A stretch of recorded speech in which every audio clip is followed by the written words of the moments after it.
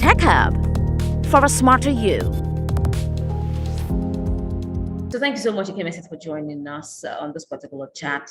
I mean, Nigerians woke up to the news midnight, 13th January, that the government has lifted the ban it placed on Twitter in Nigeria, 7 months after it imposed the ban in the first place. And newspaper headlines said Nigerians are very excited at this beautiful prospect. I want to know what your reaction is to that. Are you excited, or "Oh, well, I've moved on," or it's just a part of life? I want to get your reaction to that. Well, I mean, it's like my opinion differ if you ask me from my personal perspective. But I suppose for a plurality of Nigerians, it's exciting news. All of the hoops, especially around accessing free virtual private networks, and just how difficult it's been to stay in and maintain consistent Twitter activity, right?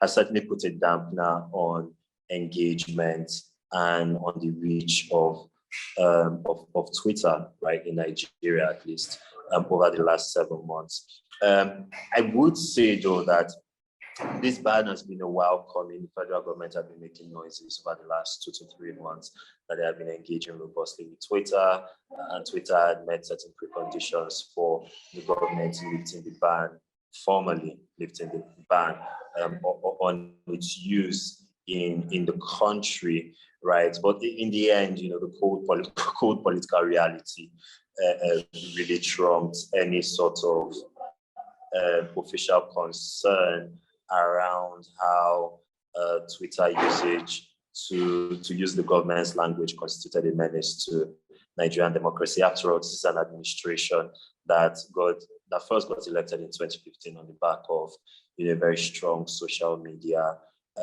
political advocacy campaign, one which was largely anchored right on Twitter use. Surprise, surprise, it's 2022. It's an ultimate year before national elections. We're about a little under a year and a month right out from federal elections. And so even from the government's perspective, it had to release itself from its own shackles, right? So that, that platform becomes a viable avenue, not just for aggregating the perspectives of Nigerians, but more importantly for influencing, right, the perspective of Nigerians with elections on the horizon.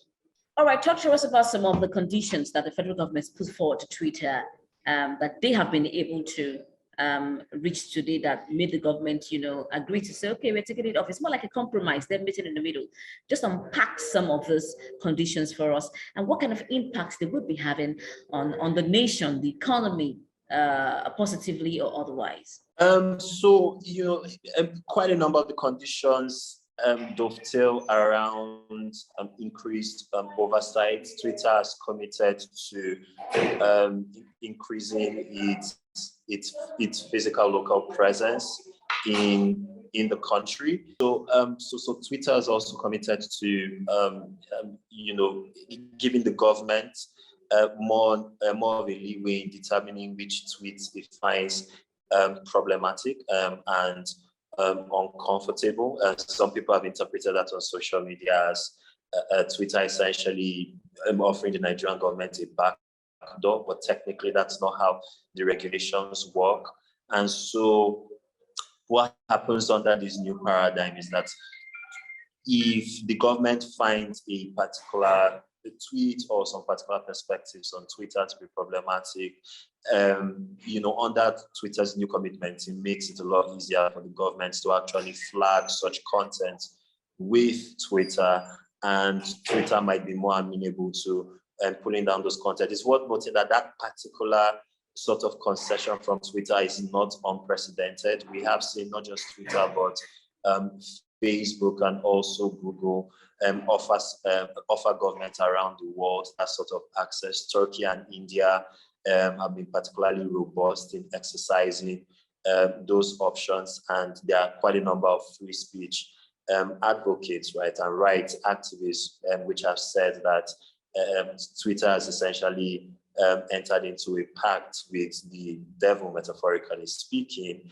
and there are important implications for, how free and how open Twitter as a digital public square for anyone to basically say what they want to. There's something to be said about whether Twitter would remain that kind of platform for Nigerians, considering that now it will be a lot easier for the Nigerian government to engage with Twitter on perspectives that it deems problematic. So, but largely in a nutshell, Twitter has committed to increasing its local presence, has committed to increasing government engagement, and has also tacitly committed to potentially in the future pulling down or restricting the reach of content and perspectives and tweets that that government types may find problematic on the application, all in exchange for the ban being lifted. Who was the biggest loser in this game? I think the federal government still came out worse off, right? Reputationally, this story stood out. There are very few countries in the world where Twitter isn't available. China is the most prominent one, and as a presidential democracy, right? If you are found on any list or in any sort of category, right, with an authoritarian government like Chinese, then that easily stands out, right? Nigeria, and especially when you consider that the current administration has made a lot of noises around protecting fundamental rights, which also includes the rights to the freedom of expression. And I just think reputationally, for a government that says it's committed to enshrining the rule of law, it's committed to protecting fundamental rights, including the rights to freedom of expression, and here it is restricting access to one of the world's premier social media platforms, ostensibly after the president put up problematic content on the application. Didn't give it a good look. When you also consider that within the wider context of some other regulatory decisions that have been made during the life cycle of this administration, things like the MTN tax demand, for example, or foreign investors, right, that are living in the country, right. Nigeria did not come out of this looking like a place where foreign companies or global multinationals or even Nigerian companies, right, can comfortably do business in. So I think in the end, even though Twitter did make concessions, and it looks like in sort of the narrow subset of this particular story, the Nigerian government got itself in the army yet, and there are many people who will be making the calculation as to whether Nigeria is a chance worth taking from a business and an economic perspective. All right. So what does this spell for the future as regards digital companies? One, Nigeria's government or regulators unwilling to groom startups from that stage where they need all the care and everything to becoming global giants like the likes of Twitter and the rest of them. Nigeria missing the opportunity to build their own communication or microblogging platform that they sell to the world, using this opportunity. And also, what digital companies might likely face that if a federal government can do this to a tech global company, how much more some sort of startup from Nigeria. So these concerns, do you have anything you want to say to these concerns? Yeah, those concerns are valid. I mean, you only need to look at the ban which preceded that, which was the restriction on the use or the receipt of cryptocurrency funds, right, by Nigerian bank accounts, and how that affected a lot of Nigerian crypto platforms that served a lot of Nigerians. The calculation, right, that they have made largely on the strength of the federal government's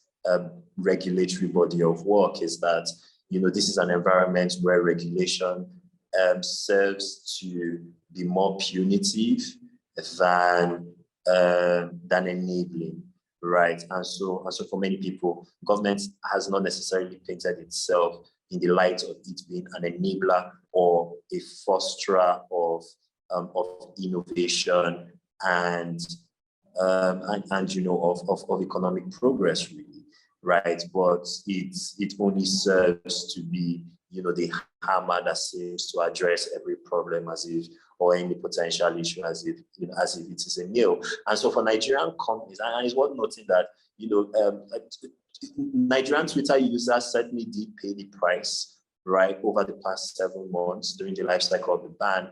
Twitter itself as a platform, right, for this, it was probably little more than a scratch in the larger global scheme of things. For Nigerian businesses that are seeking to grow first at home and then expand abroad, a similar approach from the Nigerian government could be the difference between them remaining in business and them scaling up, right? And so this is a more existential threat for Nigerian tech companies and certainly for Nigerian businesses that are looking to grow.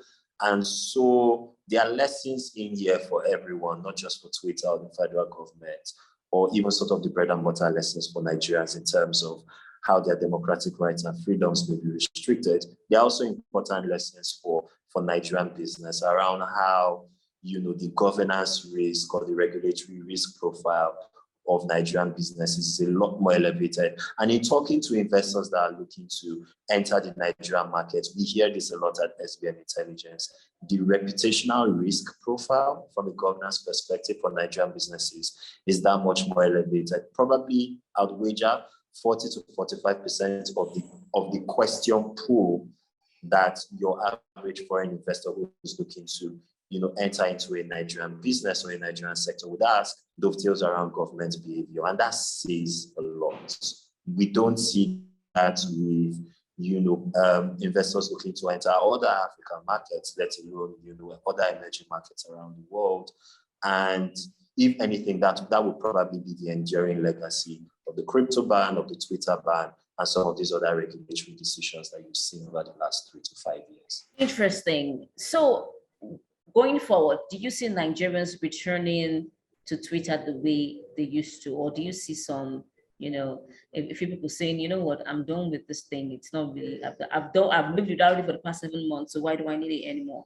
What the Twitter ban actually did reveal is that there are various categories of Nigerian Twitter users, right? And so for alpha users who are deeply committed to the platform, in many cases, whose businesses, whose reputations, whose brand personas, and whose careers, in effect, revolve around maintaining a robust social media presence, including on Twitter. Many of them were, willing to pay the price. And what you did see was a lot of peer-to-peer transactions that, did take place on the platforms, mainly, in direct, mainly with people utilizing the direct messaging function. There was certainly a steep drop-off for, in a lot of those transactions, right, being settled. But for a lot of Twitter users that were just casual users, people who check the platform maybe 2 to 3 times a week, the ban did serve as a barrier too high to scale. And so for many of them, they simply exited the app. I was talking to a couple of friends last night, and I think at least 3 of them, had deleted the app, right, during the currency of the ban, and they don't have any plans to reinstall the app just because the ban has been lifted. And that might constitute a fair amount of Nigeria's Twitter demographic. So my reading is that for the Nigerians who were already sufficiently turned off by the ban and had already left the application, a fair amount of them might not come back. Tech Hub, for a smarter you. How much of technology do you understand? I took a look at my LinkedIn and they said they didn't see, I can't forget the words, evidence of your work. On Tech Hub, we help you understand how tech can impact your life. Your phone and your SIM card is going to be a bigger asset. And with the power that we have with social media, with the digital space right now, you can be anything you want to be. One of the other things we would see is that people would have more faith in tech companies. and how much you can, through tech, impact your community. The people who watch my videos, the people who see me and see what I represent, those are the people that I'm online. Tech Hub is your one-stop platform for all things technology in Africa. Tech Hub, for a smarter you. And that's as much as we can take on this episode of Tech Hub. My name is Mercy Frank. Remember, you can join the conversation on social media at any point in time. Drop your message at SilverbirdN24 using the hashtag Tech Hub. Until the next episode, from my crew and I, we say keep innovating and stay safe from the COVID-19 pandemic.